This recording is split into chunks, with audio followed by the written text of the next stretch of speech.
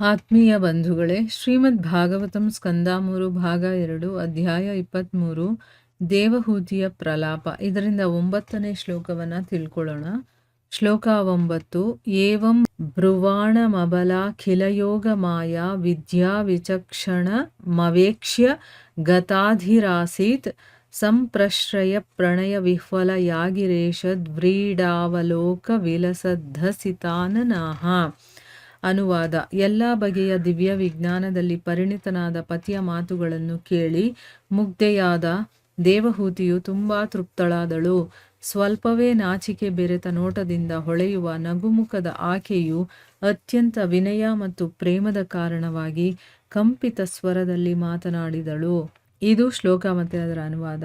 ಈಗ ಭಾವಾರ್ಥದ ಮೂಲಕ ನಾವು ಇದರ ಅರ್ಥವನ್ನು ತಿಳ್ಕೊಳ್ಳೋದಕ್ಕೆ ಪ್ರಯತ್ನ ಮಾಡೋಣ.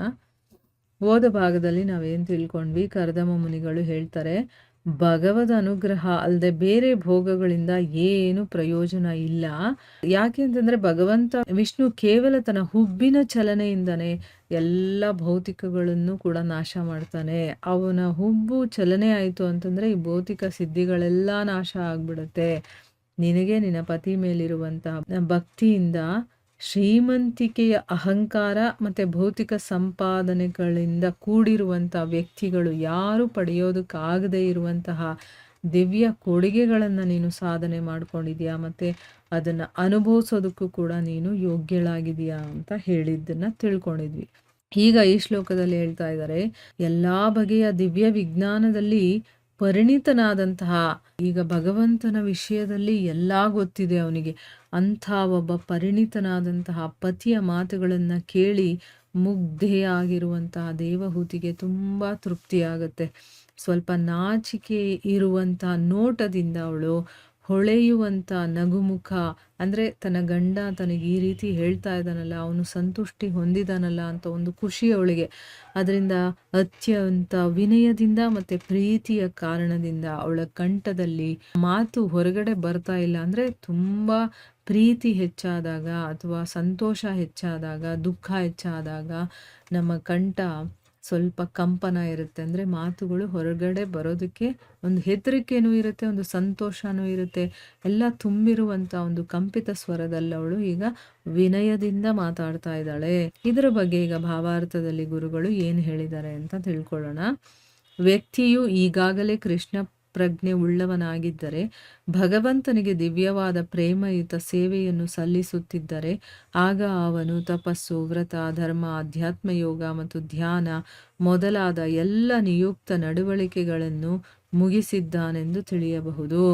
ಅಂದರೆ ಒಬ್ಬ ವ್ಯಕ್ತಿ ಕೃಷ್ಣ ಪ್ರಜ್ಞೆ ಇರೋನು ಅಂದ್ರೆ ಏನು, ಅವನ ನರನಾಡಿಗಳಲ್ಲೂ ಭಗವಂತನೇ ಇರಬೇಕು. ಅವನ ಪ್ರಜ್ಞೆ ಅಂದ್ರೇನು, ಪ್ರಜ್ಞೆ ನಮ್ಮ ಶರೀರದ ಎಲ್ಲ ಕಡೆನೂ ಇರುತ್ತೆ ಅಲ್ವಾ. ಮೆದುಳಿನಿಂದ ಹಿಡಿದು ಕಾಲಿನ ತುದಿ ತನಕನೂ ಕೂಡ ಪ್ರಜ್ಞೆ ಅನ್ನೋದು ಇರುತ್ತೆ. ಅದಕ್ಕೆ ನಮಗೆ ಗೊತ್ತಾಗೋದು, ಏನಾದರೂ ಗೊತ್ತಾಗುತ್ತೆ, ಪ್ರಜ್ಞೆ ಅನ್ನೋದು ಇರಬೇಕು. ಸೊ ಆ ಪ್ರಜ್ಞೆಯಲ್ಲಿ ಭಗವಂತ ಹೋಗಿರಬೇಕು. ಆ ರೀತಿ ಇರೋನನ್ನ ಕೃಷ್ಣ ಪ್ರಜ್ಞೆ ಇರೋನು ಅಂತ ಹೇಳೋದು.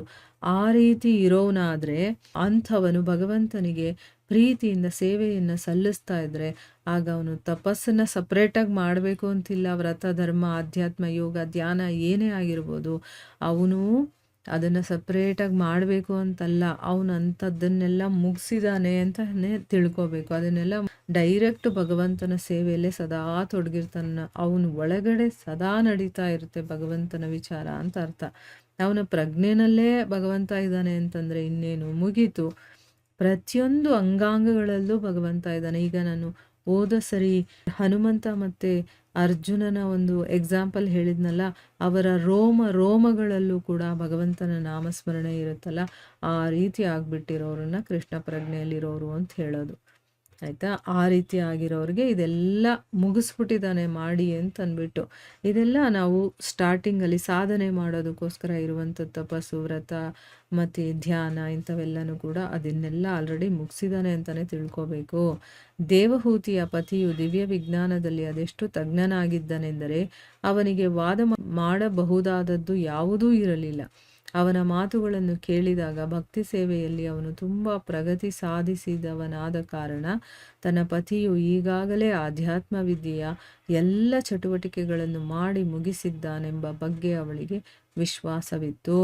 ಅಂದರೆ ಕರ್ದಮ ಮುನಿಗಳು ದಿವ್ಯ ವಿಜ್ಞಾನದಲ್ಲಿ ಕಂಪ್ಲೀಟಾಗಿ ಅವನು ತಜ್ಞನಾಗಿದ್ದ. ಅಂತಂದರೆ ಏನು, ಎಲ್ಲವೂ ತಿಳ್ಕೊಂಡಿದ್ದ.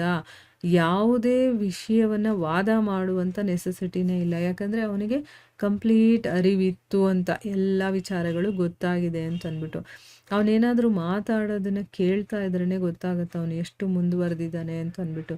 ಈಗ ನಾವು ಆಧ್ಯಾತ್ಮಿಕದಲ್ಲಿದ್ದೀವಿ ಅಂತ ಕೆಲವರು ಹೇಳ್ಕೊಳ್ತಾರಲ್ವ, ಅವ್ರ ಜೊತೆ ಮಾತಾಡ್ತಾ ಇರಬೇಕಾದ್ರೇ ಅವರು ಎಷ್ಟರ ಮಟ್ಟಿಗೆ ಇರ್ಬೋದು ಅನ್ನೋದು ನಮಗೆ ಗೊತ್ತಾಗ್ಬಿಡುತ್ತೆ. ಅವ್ರು ಹೇಳುವಷ್ಟು ಇದ್ದಾರಾ, ಅಥವಾ ಅದಕ್ಕಿಂತ ಉನ್ನತವಾಗಿದ್ದಾರಾ, ಅಥವಾ ಅದಕ್ಕಿಂತ ಕೆಳಗಡೆ ಇದ್ದಾರಾ, ಎಲ್ಲ ವಿಚಾರ ನಮಗೆ ಗೊತ್ತಾಗ್ಬಿಡುತ್ತೆ ಅಲ್ವಾ. ಅದೇ ರೀತಿ ಇಲ್ಲಿ ತನ್ನ ಪತಿ ಯಾವ ಮಟ್ಟದಲ್ಲಿದ್ದಾನೆ ಅನ್ನೋದು ಅವಳಿಗೆ ಗೊತ್ತಿದೆ. ಆಧ್ಯಾತ್ಮ ವಿದ್ಯೆಯ ಎಲ್ಲ ಚಟುವಟಿಕೆಗಳನ್ನು ಕೂಡ ಅವನು ಮಾಡಿ ಮುಗಿಸ್ಬಿಟ್ಟಿದ್ದಾನೆ ಅನ್ನೋದು ಅವಳಿಗೆ ಅಷ್ಟು ವಿಶ್ವಾಸ ಅವಳಲ್ಲಿತ್ತು. ತನ್ನ ಪತಿಯು ನೀಡಿದ ಕೊಡುಗೆಗಳ ಬಗ್ಗೆ ಅವಳಿಗೆ ಯಾವುದೇ ಸಂದೇಹವಿರಲಿಲ್ಲ. ಅಂತಹ ಕೊಡುಗೆಗಳನ್ನು ಕೊಡುವಲ್ಲಿ ತನ್ನ ಪತಿಯು ಪರಿಣಿತನು ಎಂಬುದನ್ನು ಕೂಡ ಅವಳು ತಿಳಿದಿದ್ದಳು. ಅಂದರೆ ಇಲ್ಲಿ ನಿನಗೆ ನಾನು ಭಗವಂತನ ಪ್ರೀತಿ ಅನ್ನೋದು ಹೇಗಿರುತ್ತೆ, ಆಮೇಲೆ ಅದನ್ನು ಅನುಭವಿಸೋದಕ್ಕೆ ನಾನು ನಿನಗೆ ಕೊಡ್ತೀನಿ. ಒಬ್ಬ ಶ್ರೀಮಂತಿಕೆ ಇರೋನಾಗಿರ್ಬೋದು, ಭೌತಿಕದಲ್ಲಿ ಅವನು ಎಷ್ಟೇ ಹೆಸರು ಮಾಡಿದರೂ ಕೂಡ ಅವನು ಗಳಿಸೋಕ್ಕಾಗದೇ ಇರುವಂಥ ಒಂದು ಅಮೂಲ್ಯವಾದಂಥ ಕೊಡುಗೆಯನ್ನು ನಾನು ಕೊಡ್ತೀನಿ ಅಂತೆಲ್ಲ ಹೇಳಿರ್ತಾಳಲ್ಲ, ಅದರ ಬಗ್ಗೆ ಅವಳಿಗೆ ಸಂದೇಹನೇ ಇರಲಿಲ್ಲ. ಕೊಡ್ತಾನೆ ನನ್ನ ಗಂಡ ಅಂತ. ಯಾಕಂದರೆ ಅಷ್ಟೊಂದು ಅರ್ಹತೆ ಅವನಲ್ಲಿದೆ ಅಂತ ಅಂದ್ಬಿಟ್ಟು, ಅಷ್ಟೊಂದು ಪರಿಣಿತನಾಗಿದ್ದಾನೆ ಅವನು ಅಂತಂದ್ಬಿಟ್ಟು ಅವಳಿಗೆ ಗೊತ್ತಿರುತ್ತೆ. ತನ್ನ ಪತಿಯು ತನಗೆ ಅತ್ಯುನ್ನತವಾದ ಕೊಡುಗೆಯನ್ನು ಕೊಡುತ್ತಿರುವನೆಂಬುದನ್ನು ತಿಳಿದಾಗ ಅವಳಿಗೆ ತುಂಬ ಸಂತೃಪ್ತಿಯಾಯಿತು. ಪ್ರೇಮೋತ್ಕರ್ಷದಿಂದ ಅವಳು ಗದ್ಗದಿತಳಾದಳು. ಉತ್ತರ ಕೊಡುವುದೂ ಕೂಡ ಅವಳಿಗೆ ಸಾಧ್ಯವಾಗಲಿಲ್ಲ.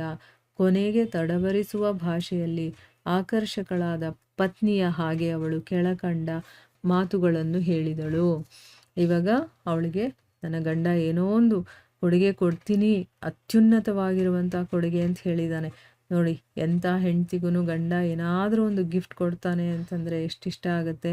ಇಲ್ಲಿ ಆಧ್ಯಾತ್ಮಿಕವಾಗಿ ಅವನು ಕೊಡ್ತಾ ಇದ್ರೂ ಕೂಡ ಒಬ್ಬ ಪತ್ನಿಗೆ ತನ್ನ ಗಂಡನಿಗೆ ನಾನು ಮಾಡಿರುವಂಥ ಸೇವೆ ಇಷ್ಟ ಆಯ್ತಲ್ಲ, ಅವ್ನು ನನಗೇನೋ ಒಂದು ಕೊಡ್ತೀನಿ ಅಂತ ಹೇಳ್ತಾ ಇದ್ದಾನಲ್ಲ ಅಂತ ಕೇಳಿದಾಗ ಅವಳ ಮನಸ್ಸಿಗೆ ತುಂಬ ಸಂತೃಪ್ತಿ ಆಗುತ್ತೆ.